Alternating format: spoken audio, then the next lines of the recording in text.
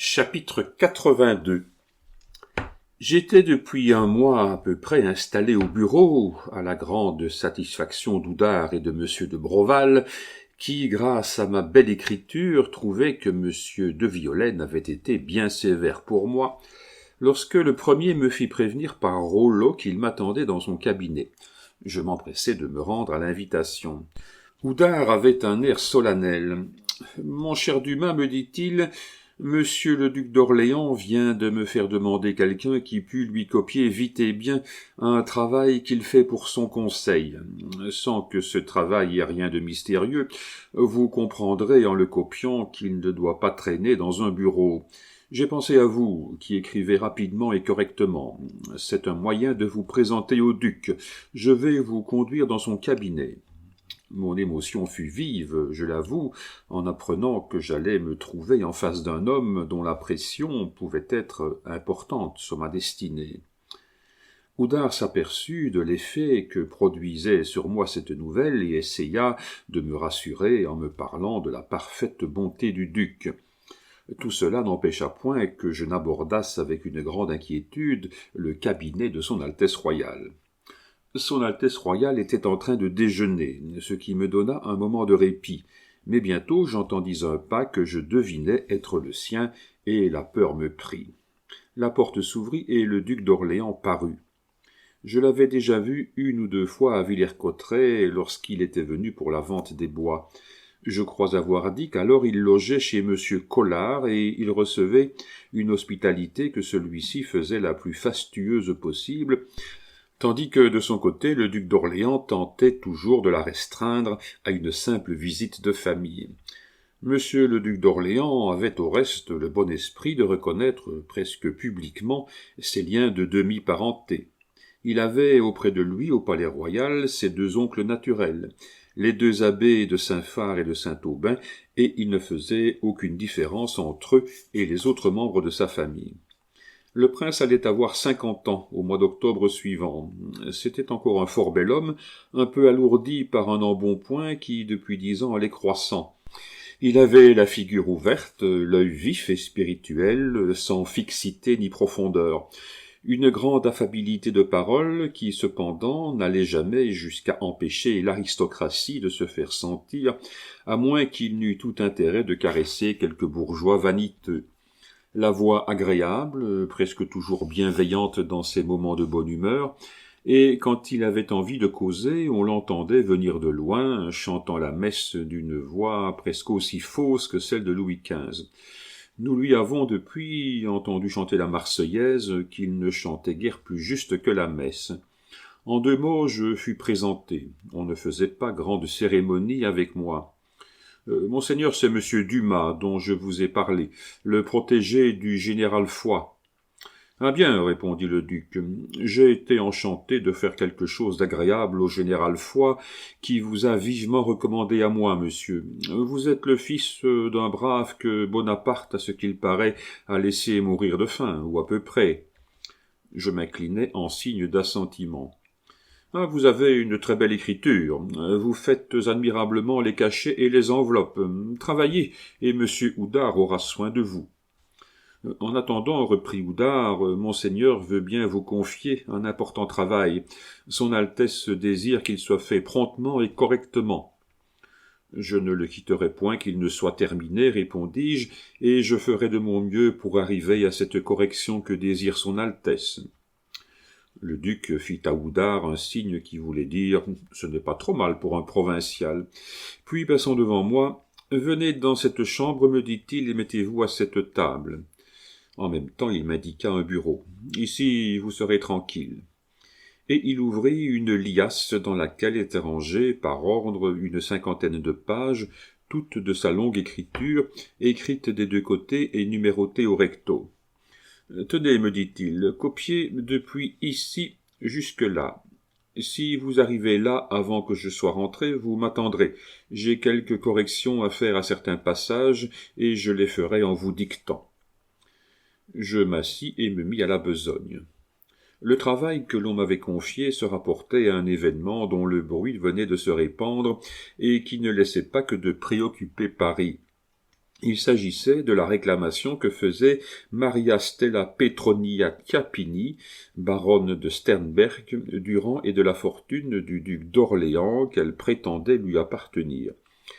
Voici sur quelle fable était fondée cette prétention. Il est bien entendu que, sans croire un seul instant à la justice de sa réclamation, nous nous plaçons au point de vue de Marie Stella.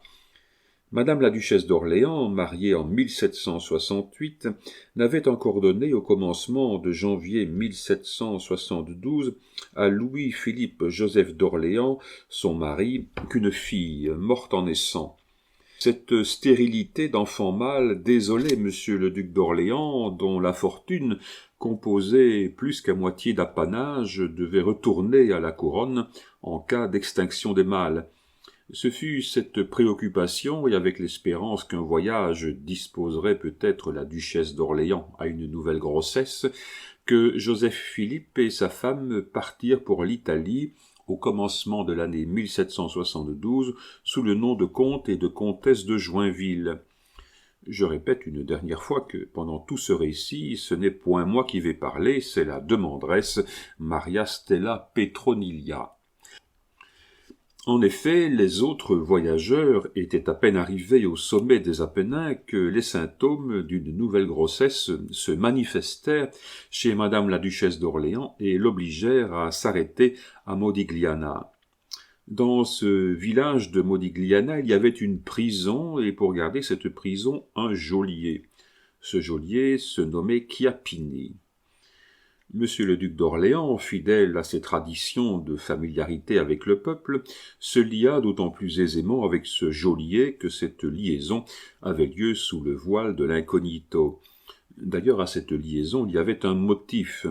La femme de Chiappini était grosse, juste de la même époque que madame la duchesse d'Orléans. Cette convention fut alors arrêtée entre les illustres voyageurs et l'humble geôlier, que si madame la comtesse de Joinville accouchait par hasard d'une fille et la fille Chiappini d'un garçon, échange serait fait entre les deux mères de leurs deux enfants. Le hasard voulut que les choses arrivassent selon les prévisions des parents. La femme du geôlier accoucha d'un garçon, la femme du prince accoucha d'une fille, et l'échange fut fait comme il avait été convenu, moyennant une somme considérable qui fut remise par le prince au geôlier. L'enfant destiné à jouer le rôle du prince fut alors transporté à Paris, et quoique sa naissance remontât au 17 avril 1773, elle fut tenue cachée jusqu'au 6 octobre, jour où elle fut déclarée, et où se fit, par l'aumônier du palais royal, en présence du curé de la paroisse et de 2 valets, la cérémonie de l'ondoiement. Pendant ce temps, la fille de la duchesse, restée en Italie, y était élevée sous le nom de Maria Stella Petronilia. On devine le reste de la fable. Suivons-la cependant dans ses détails. Maria Stella demeura jusqu'à la mort du geôlier Chiappini sans connaître sa naissance. Sa jeunesse fut triste. La femme du geôlier, qui regrettait son fils et qui reprochait éternellement à son mari le pacte conclu, rendait l'enfant très malheureuse. Très belle, d'ailleurs, la jeune fille, à l'âge de 17 ans, fit une telle impression sur Lord Newborough, qui passait à Modigliana, que ce seigneur, l'un des plus riches d'Angleterre, l'épousa presque malgré elle et l'emmena à Londres. Restée veuve, encore jeune, avec plusieurs enfants, dont l'un est aujourd'hui père d'Angleterre, elle épousa bientôt le baron de Sternberg, qui l'emmena à Pétersbourg et dont elle eut un fils. Un jour, la baronne de Sternberg, à peu près séparée de son mari, reçut une lettre timbrée d'Italie. Elle l'ouvrit et lut les lignes suivantes. Milady, je suis finalement arrivé au terme de mes jours sans avoir révélé à personne un secret qui regarde directement vous et moi. Ce secret est le suivant. Le jour où vous naquîtes d'une personne que je ne puis nommer et qui a déjà quitté cette terre, il me naquit aussi à moi un garçon. Je fus requis de faire un échange, et attendu le peu de fortune que j'avais en ce temps-là, je consentis à des propositions instantes et avantageuses. Ce fut alors que je vous adoptai pour ma fille, en même temps que l'autre partie adoptait mon fils. Je vois que le ciel a suppléé à mes fautes, puisque vous êtes placé dans un état de meilleures conditions que votre père, quoiqu'il fût dans un rang presque semblable, et ce qui me permet de mourir avec quelque tranquillité. Gardez ceci par devers vous, pour ne pas m'en rendre totalement responsable. Tout en vous demandant pardon de ma faute, je vous prie de la tenir, s'il vous plaît, cachée, pour ne pas faire parler le monde sur une affaire sans remède. Cette lettre ne vous sera même remise qu'après ma mort. Laurent Chiappini. Cette lettre reçue, Maria Stella s'occupa immédiatement des préparatifs de son voyage et partit pour l'Italie. Elle ne croyait pas, comme le lui disait le geôlier Chiappini, l'affaire sans remède. Elle voulait connaître son véritable père. Elle prit des renseignements partout où elle en put trouver, et enfin elle apprit qu'en 1772, c'est-à-dire 1 an avant sa naissance, 2 voyageurs français étaient arrivés à Modigliana et y étaient restés jusqu'au mois d'avril 1773. Ces 2 voyageurs s'appelaient le comte et la comtesse de Joinville. Sur ces simples renseignements, la baronne de Sternberg partit pour la France et commença par se rendre dans la petite ville de Joinville dont son père portait le nom. Là, elle apprit que Joinville était autrefois un apanage de la famille d'Orléans et que le duc Louis-Philippe Joseph, qui avait en 1772 voyagé en Italie, était mort en 1793 sur l'échafaud. Seulement le duc d'Orléans, son fils, habite Paris, jouit de toute la fortune paternelle, et se trouve, les 2 frères cadets étant morts, le duc de Montpensier en Angleterre et le duc de Beaujolais à Malte, seul prince de sang de la famille d'Orléans. Maria Stella part aussitôt pour Paris, essaie, mais inutilement, de parvenir jusqu'au duc, se livre à des intrigants qui l'exploitent, à des hommes d'affaires qui la volent, et finit par écrire dans les journaux que la baronne de Sternberg, chargée d'une communication de la plus haute importance pour les héritiers du comte de Joinville, est arrivée à Paris et désire leur faire le plus tôt possible cette communication. Le duc d'Orléans ne voulait pas recevoir cette communication d'une façon directe. Il ne voulait pas non plus recourir à l'entremise d'un homme d'affaires. Il chargea son oncle, le vieil abbé de Saint-Phar, de passer chez la baronne. Alors tout s'éclaircit.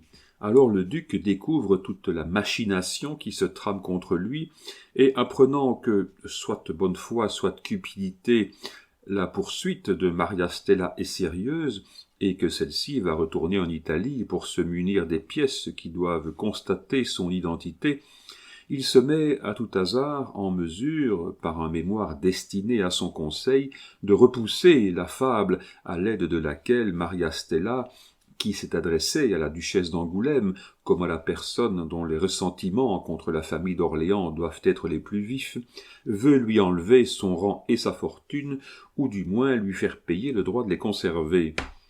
C'était ce mémoire que j'étais appelé à transcrire. Celui-là, je l'avoue, je ne l'écrivis point sans le lire, quoique ma parfaite ignorance de l'histoire laissa beaucoup de points obscurs pour moi dans la réfutation du prince. Au reste, non seulement il reposait sur la vérité, mais encore il était écrit avec cette force de dialectique qui, dans les affaires de chicane même inférieure, était un des côtés saillants du duc d'Orléans, lequel avait un conseil pour la forme, car c'était lui qui toujours remettait à maître Dupin non pas de simples notes sur les procès qu'il avait à soutenir, mais de véritables mémoires qui faisaient l'admiration du célèbre avocat. Au bout de 2 heures de travail, j'étais arrivé où le duc m'avait dit d'arrêter. Je m'arrêtai donc et j'attendis. Le duc rentra. Il vint à la table où j'écrivais, prit ma copie, fit un signe d'approbation en voyant mon écriture, mais presque aussitôt « Ah, dit-il, vous avez une ponctuation à vous, à ce qu'il paraît. » Et prenant une plume, il s'assit à l'angle de la table et se mit à ponctuer ma copie selon les règles de la grammaire. Le duc me faisait beaucoup d'honneur en disant que j'avais une ponctuation à moi. Je ne savais pas plus la ponctuation qu'autre chose. Je ponctuais selon mon sentiment, ou plutôt je ne ponctuais pas du tout. Aujourd'hui encore, je ne ponctue que sur les épreuves et je crois qu'on pourrait prendre au hasard dans mes manuscrits et parcourir tout un volume sans y trouver ni un point d'exclamation, ni un accent aigu, ni un accent grave. Après que le duc d'Orléans eut lu, après qu'il eut corrigé la ponctuation, il se leva et, en marchant, me dicta la partie qu'il voulait corriger. J'écrivais presque aussi rapidement qu'il dictait, ce qui paraissait le satisfaire beaucoup. J'arrivai à cette phrase. Et quand il n'y aurait que la ressemblance frappante qui existe entre le duc d'Orléans et son auguste aïeul Louis XIV, cette ressemblance ne suffirait-elle pas à démontrer la fausseté des prétentions de cette aventurière? Je n'étais pas, je l'ai déjà dit, très fort en histoire, mais dans cette circonstance, j'en savais juste assez, comme on dit en duel d'un homme qui a 3 mois de salle, j'en savais juste assez pour me faire tuer, c'est-à-dire que je savais que monsieur le duc d'Orléans descendait de monsieur, que monsieur était le fils de Louis XIII et le frère de Louis XIV, et que par conséquent Louis XIV étant le frère de monsieur ne pouvait être l'aïeul du duc d'Orléans qui me faisait l'honneur de me dicter un mémoire contre les prétentions de Maria Stella. Aussi à ces mots, et quand il n'y aurait que la ressemblance frappante qui existe entre le duc d'Orléans et son auguste aïeul Louis XIV, je levai la tête. C'était une grande impertinence. Un prince ne se trompe jamais, et dans cette circonstance, le prince ne se trompait pas. Aussi, le duc d'Orléans, s'arrêtant devant moi, « Monsieur Dumas, me dit-il, apprenez ceci, c'est que lorsqu'on ne descendrait de Louis XIV que par les bâtards, c'est encore un assez grand honneur pour qu'on s'en vante. Continuez. » Et il reprit. Cette ressemblance ne suffirait-elle pas à démontrer la fausseté des prétentions de cette aventurière? Cette fois j'écrivis sans lever le nez, et je ne le levai plus pendant tout le reste de la séance. À 4 heures, le duc d'Orléans me rendit ma liberté en me demandant si je pouvais venir travailler le soir. Je répondis que j'étais aux ordres de son Altesse. Je pris mon chapeau, je saluai, je sortis, j'enjambai les escaliers 4 à 4 et je courus retrouver la Sagne. Le hasard fit qu'il était encore à son bureau. Mais, lui demandai-je en entrant et sans autre préliminaire, comment se fait-il donc que Louis XIV soit l'aïeul du duc d'Orléans? Pardieu, me dit-il, c'est bien simple. Parce que le régent a épousé mademoiselle de Blois, fille naturelle de Louis XIV et de madame de Montespan, à telles enseignes que, lorsqu'il a annoncé ce mariage à la princesse Palatine, seconde femme de monsieur, celle-ci lui a allongé un soufflet en pleine joue pour lui apprendre à se mésallier. Vous trouverez ça dans les mémoires de la princesse Palatine et dans Saint-Simon. Je demeurai écrasé par une réponse si prompte et si sûre. « Ah, me dis-je en courbant la tête, je n'en saurai jamais tant que cela. » Le soir même, à 11 heures, la copie de mon mémoire fut terminée. Monsieur Dupin, à qui elle fut envoyée le lendemain, doit l'avoir encore toute de mon écriture. Finissons-en tout de suite avec Maria Stella. Comme elle en avait menacé le duc d'Orléans, elle était retournée en Italie pour chercher les pièces qui devaient établir l'authenticité de sa naissance et la substitution de la fille de la comtesse de Joinville au fils du geôlier Chiappini. Le 29 mai 1824, elle obtint en effet de la cour ecclésiastique de Faenza le jugement suivant. Ce jugement est suivi de la rectification de l'acte de naissance. Jugement de la cour ecclésiastique de Faenza. Ayant invoqué le très saint nom de Dieu, nous, séant dans notre tribunal, et n'ayant devant les yeux que Dieu et sa justice, prononçant dans le procès qui s'agite et qui s'agitera par devant nous en première ou toute autre plus véritable instance, entre son Excellence Maria Newborough, baronne de Sternberg, domiciliée à Ravenne, demanderesse d'une part, et monsieur le comte Charles Bandini, comme curateur, judiciairement député par monsieur le comte Louis et madame la comtesse de Joinville, ou tout autre absent qui aurait ou prétendrait avoir intérêt en cause, défendeurs comparus en justice, ainsi que l'excellentissime monsieur le docteur Nicolas Chiappini, domicilié à Florence, également demandeur convenu, non comparu en justice, considérant que par-devant cette cour épiscopale, comme tribunal compétent, à cause des actes ecclésiastiques sous-indiqués assujettis à sa juridiction, la demanderesse a requis qu'il fût ordonné, moyennant annotation convenable, la correction de son acte de baptême, etc., que de la part du curateur, défendeur convenu, il a été requis que l'instance de la demanderesse fût rejetée, les frais reportés, que l'autre défendeur convenu, le docteur Chiappini, n'est point comparu en justice, quoique par le moyen d'un huissier archiépiscopal de Florence il ait été 2 fois cité, suivant la coutume de cette cure, et que l'effet de cette contumace a été joint à la décision du procès. Vu les actes, etc., ayant entendu les défenseurs respectifs, etc., considérant que Laurent Chiappini, étant près du terme de sa vie, a, par une lettre qui fut remise à la demanderesse après le décès du susdit Chiappini, révélé à la même demanderesse le secret de sa naissance, en lui manifestant clairement qu'elle n'est pas sa fille, mais la fille d'une personne qu'il déclare ne pas pouvoir nommer, qu'il a été légalement reconnu par les experts que cette lettre est écrite de la main de Laurent Chiappini, que le dire d'un homme moribond fait pleine preuve, puisqu'il n'a plus intérêt à mentir et que l'on présume qu'il ne pense qu'à son salut éternel, qu'on doit regarder un tel aveu comme un serment solennel et comme une disposition faite en faveur de l'âme et de la cause pie, qu'en vain monsieur le curateur essayerait d'ôter à la dite lettre sa vigueur, attendu qu'il n'y ait point indiqué quels étaient les vrais pères et mères de la demanderesse,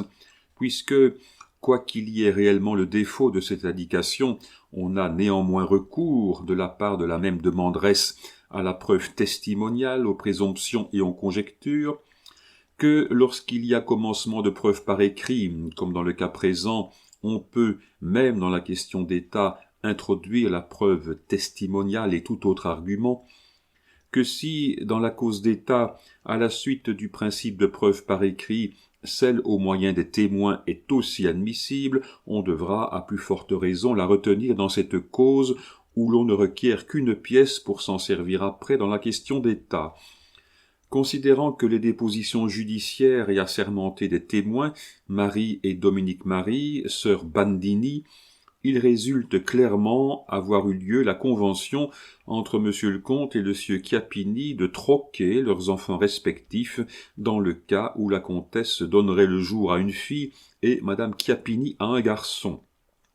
Que le troc convenu s'effectua véritablement, et le cas prévu s'étant vérifié, que la fille fut baptisée dans l'église du prieuré de Modigliana sous les noms de Maria Stella, en l'indiquant faussement fille des époux Chiappini, qu'elle dépose unanimement de l'époque du troc, laquelle coïncide avec celle de la naissance de la demanderesse, et qu'elles allèguent la cause de la science, etc., considérant que c'est en vain que monsieur le curateur oppose l'invraisemblance de cette disposition, puisque non seulement on ne rencontre aucune impossibilité dans leur dire, mais qu'ils sont au contraire appuyés et vérifiés par une très grande quantité d'autres présomptions et conjectures.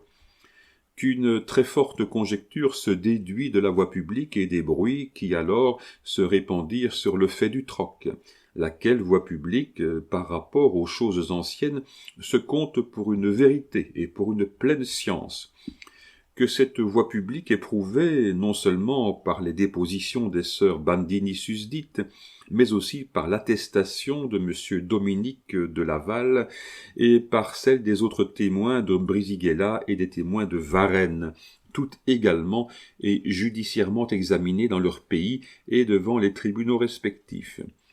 Que les vicissitudes auxquelles fut assujetti monsieur le comte convainquent de la réalité du troc, qu'il est prouvé aux actes que par suite des bruits répandus à Modigliana sur l'échange en question, le comte de Joinville fut forcé de quitter les lieux pour se réfugier dans le couvent de Saint-Bernard de Brisighella, d'où, étant sorti pour se promener, il fut arrêté, et puis, après avoir été gardé pendant quelque temps au palais public de Brisighella, il fut conduit par les gardes suisses de Ravenne par devant son éminence, monsieur le cardinal légat, qui le remit en liberté, etc. Que le comte Biancoli Borghi atteste dans son examen judiciaire que, tandis qu'il dépouillait les anciens papiers de la maison Borghi, il lui tomba sous la main une lettre écrite de Turin à monsieur le comte Pompée Borghi, dont il ne se rappelle pas la date, signée Louis, comte de Joinville, laquelle portait que l'enfant troqué était mort et qu'il ne restait plus de scrupules à son égard. Considérant que le même comte Biancoli Borghi allègue la science comme motif de sa déposition, que le fait du troc est aussi prouvé par le changement en meilleure fortune de Chiappini, etc., que celui-ci parla du troc à un certain Don Bandini de Varioso, etc., que la demanderesse reçut une éducation convenable à son rang distingué, et non pas comme on aurait élevé la fille d'un geôlier, etc., qu'il résulte clairement de toutes les choses jusqu'ici motivées et de plusieurs autres existantes aux actes, que Maria Stella fut faussement indiquée dans l'acte de naissance comme étant fille des époux Chiappini, et qu'elle doit sa naissance à monsieur le comte et madame la comtesse de Joinville, qu'il est en conséquence de toute justice d'accorder la correction de l'acte de naissance que réclame maintenant cette même Maria Stella. Enfin que monsieur le docteur Thomas Chiappini, au lieu de s'opposer à sa demande, s'est rendu contumace.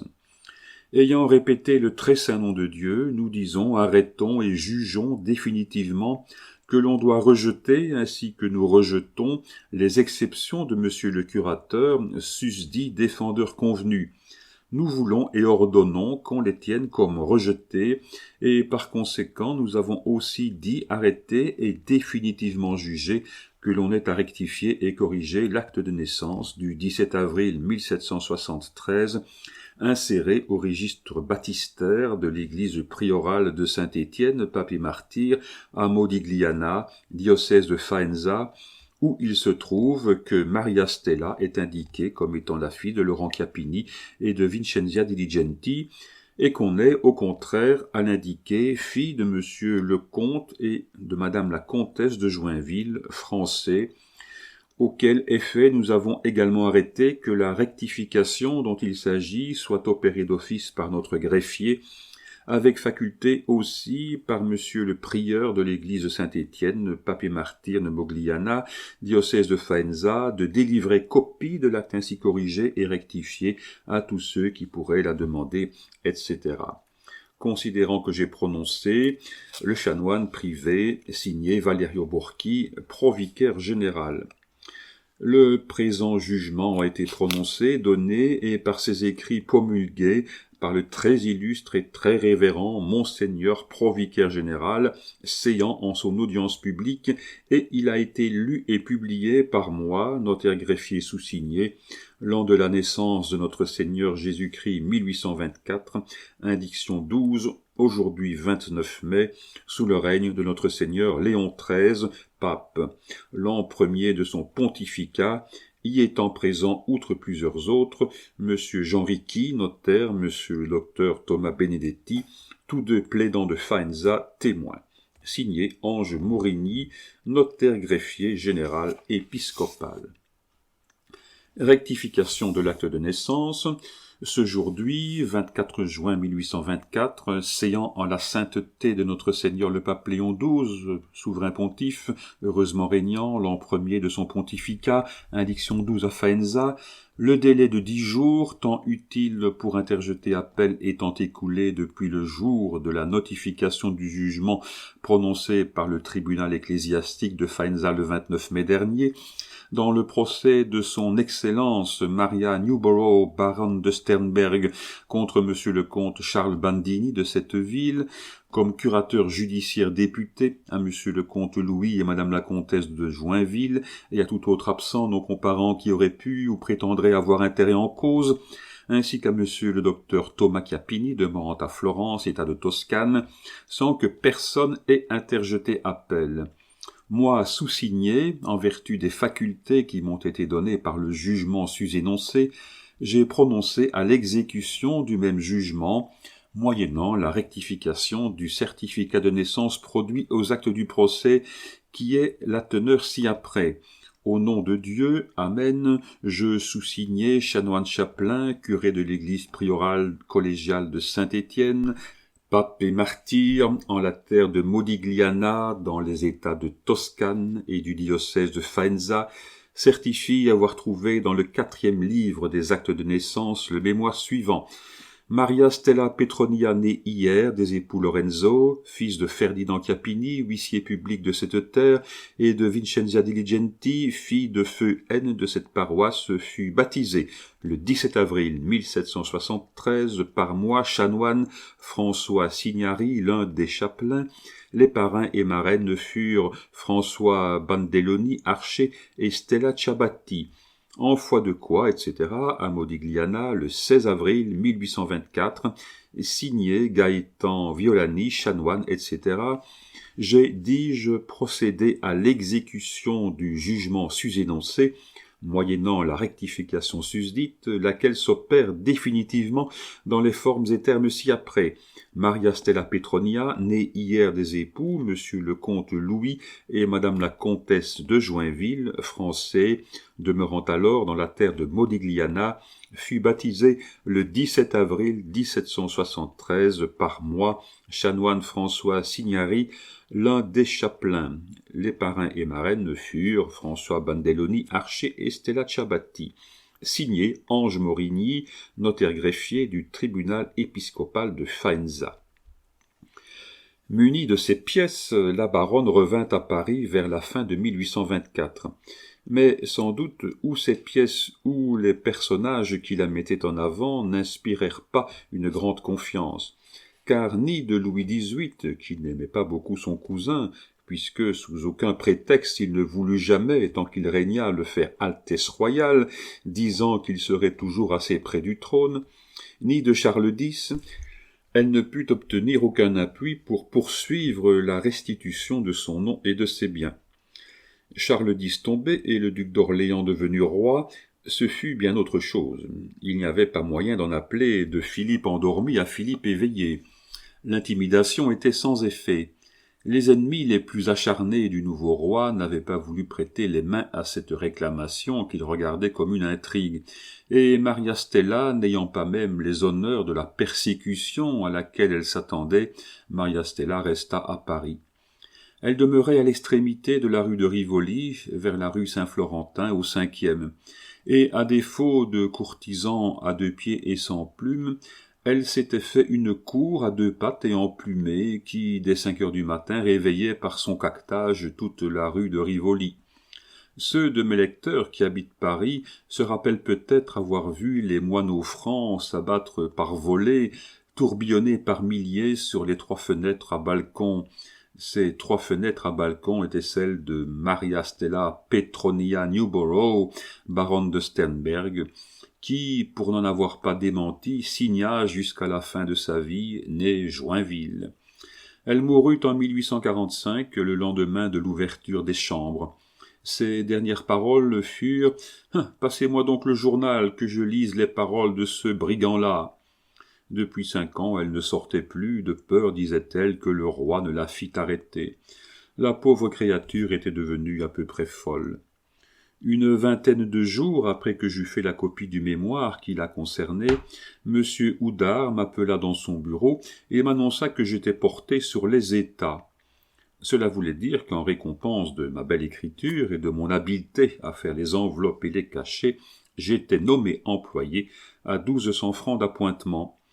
Je n'avais pas à me plaindre, c'était juste ce qu'avait eu Béranger à son entrée à l'université. Le même jour, j'annonçai cette bonne nouvelle à ma mère en la priant à venir me rejoindre à la première augmentation que j'obtiendrais.